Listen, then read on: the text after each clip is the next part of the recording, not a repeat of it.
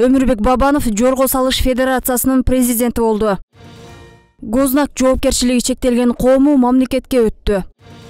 Кыргызстан менен Тажикстандын тышкы иштер министрлери жолукту.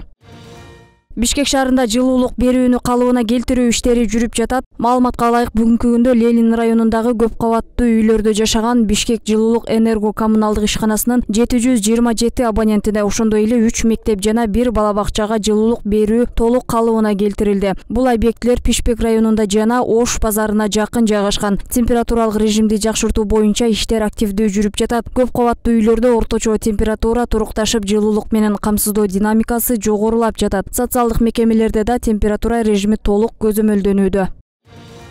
Экс-премьер-министр Өмүрбек Бабанов Жорго салыш федерациясынын президенти болду. 2 февралда Республикалык Жорго салыш федерациясынын башкармалыгынын кезексиз жыйыны өтүп, анда ишкер Бабанов президент болуп шайланган. Ал 2011-2012 жылдары премьер-министр, андан кийин жогорку кеңештин депутаты болгон. 2017 жылы президенттик шайлоодо 2-орунду ээлеген. Бабанов саясаттан сырткары болуп, мындан ары бизнес менен гана алектенерин айткан.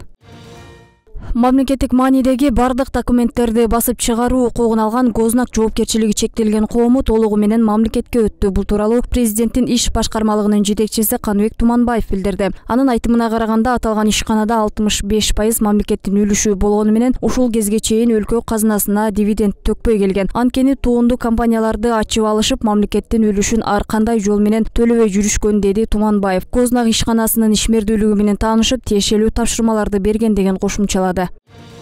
Кыргызстандын тышкы иштер министри Жээнбек Кулубаев 4 февралда тажик тараптын чакыруусу боюнча расмий сапар менен Тажикстанга барды.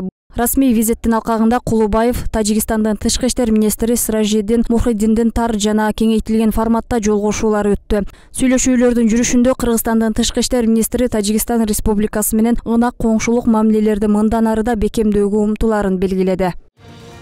Башталгыч кесиптик, орто кесиптик жана жогорку кесиптик билим берүү уюмдары менчигинин түрүнө жана ведомстволук таандыгына карабастан окуу сабактары онлайн форматта чыгуу боюнча 2024 жылдын 2 февралындагы чечим өзгөчө буйрукка чейин күчүндө калды. Бул туурасында Билим берүү жана Илим министрлиги кабарлады. Эске салсак, Бишкек жылуулук электр борборундагы абалдан улам шейшембиге чейин борбордун бардык мектепке чейинки жана муниципалдык билим берүү уюмдары онлайн окутууга өткөрүлгөн. Ошондой эле министрлик билим берүү уюмдарына менчигинин түрүнө автономдуу эркиндик берет. Эгерде бөлмөдөгү жылуулук 18 градустан жогору болсо, анда окуу жайдын жетекчилиги өз алдынча чечим кабыл алат.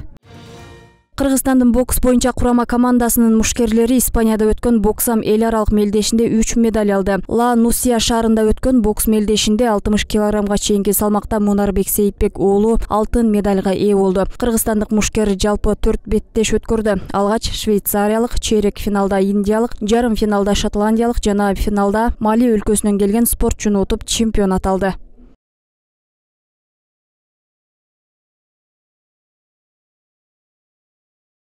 Тешилген пол жана шыптар класстардын ичи нымдашкан, таза дем алууга мүмкүн эмес. Балдар катуу чуркап кетсе, мектептин дубалдары титиреп, кулап кетчүдөй абал жаралат. Мына ушундай абалда Жергез айылынын балдары 10 жылга жакын убакыттан бери окуп келишүүдө. 10 жыл мурун адистердин окутуу иштерин жүргүзүүгө тыюу салган корутунду чыккан, бирок жаңы мектеп башталган эмес. Азыркы убакта негизи баягы санитардык эпидемиологиялык абалга биздин шартыбыз туура келбейт. Балдар үшүйт. Биздин температурабыз дагы 18-20 градуска талапка жооп бербейт. 16-15 градус болуп калат. Ошого жараша балдардын да оорусу көп катталып калат. Грипп болуп көбүрөөк оорушат балдарыбыз.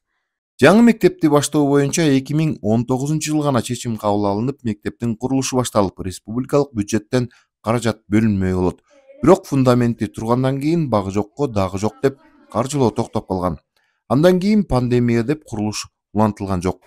2023 жылы гана курулуш жанданды. Учурда мектептин курулушу 85-90% аяктап калды. Негизи бул мектеп 2019 жылы башталып, ортодо пандемия болуп, бюджетте акча жок, 2 жыл токтоп туруп калды.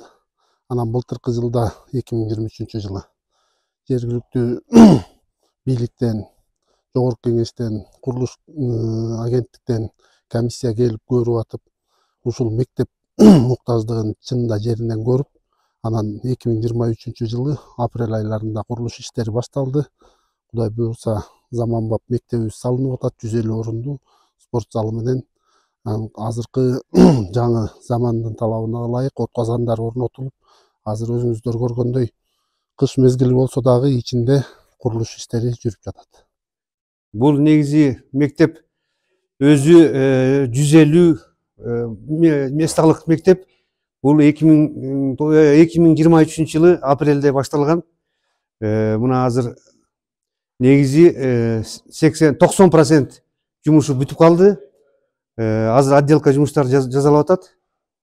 Бүт материалдын баары келген, иштеп атабыз. Ушу бүтөр майга чейин бүткөнгө аракет кылып атабыз. Акыркы стадияларын иштеп атабыз да.